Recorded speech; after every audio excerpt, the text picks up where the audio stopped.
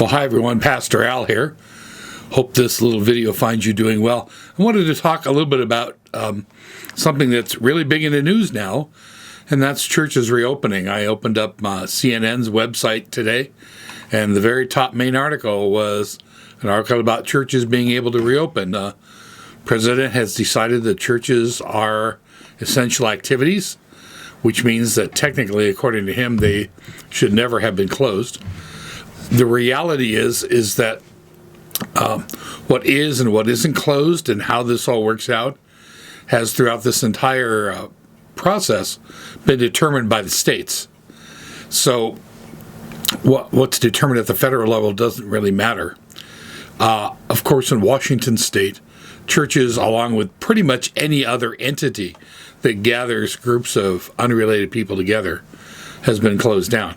I'll be honest with you and say, I think that's been a good thing for us. It's kept us all safe. Most people here in Ellensburg don't even know anybody that's got COVID-19, much less know anyone who died from it. So as painful as this has been, it's actually done its job.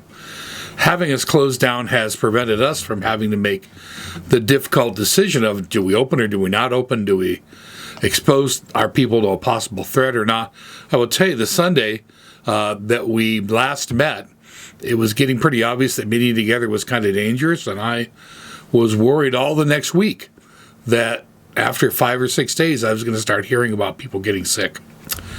So we are still on Washington State's plan that has 4 phases.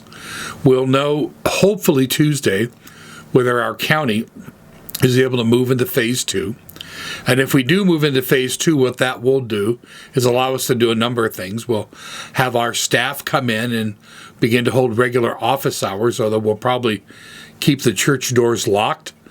Ask non-church members to make appointments to see people, and church members may have to give us a quick phone call to have us unlock the door for them.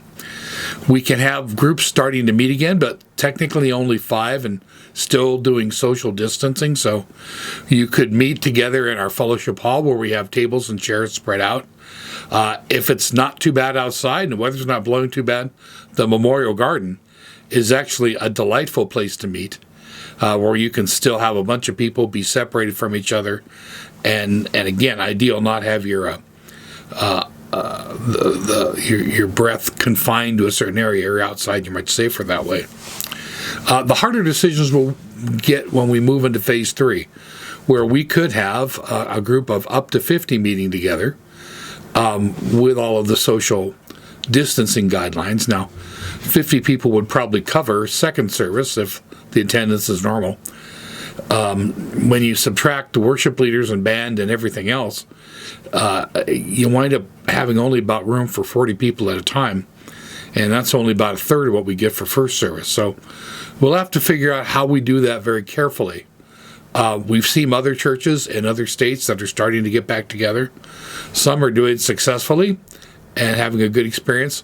There have been very noted failures where both parishioners and pastors have wound up having COVID and has spread it to the congregation. We really don't want that to happen.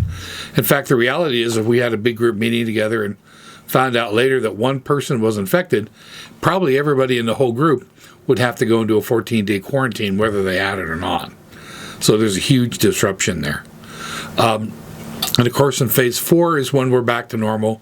We can have everybody. It'll probably be a new normal, and we may still want to limit singing, limit contact, things like that.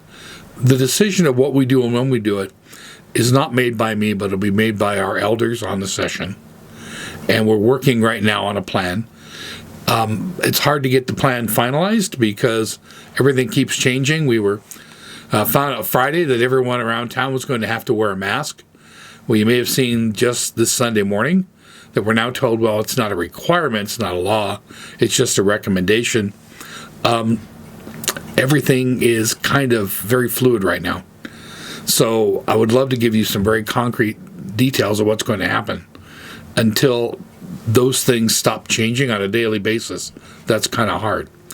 So probably this will happen.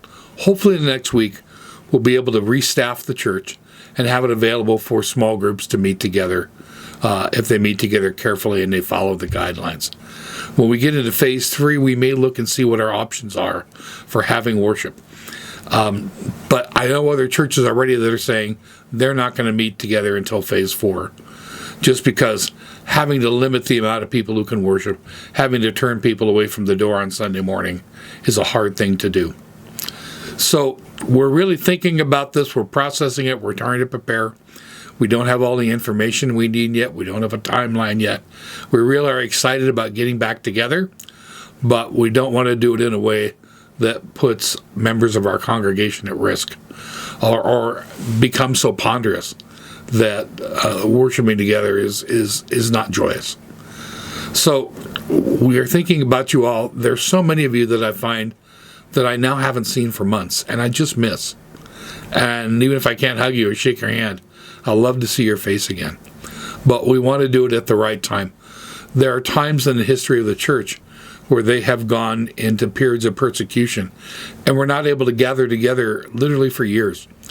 Right now, churches in China, churches in Nigeria, churches in Egypt are in places where sometimes they're not able to meet together out of fear for their own safety or because of oppression of their government. We have a much easier time than so much of our brothers and sisters in Christ do now and historically. And we should simply be thankful to God who has protected us so well through this time. We will be together again. I long for it, but we want to do it when the time is right. So God bless you and keep you. If you have any particular needs, please let us know. And we will hopefully see you relatively soon. God bless. Bye.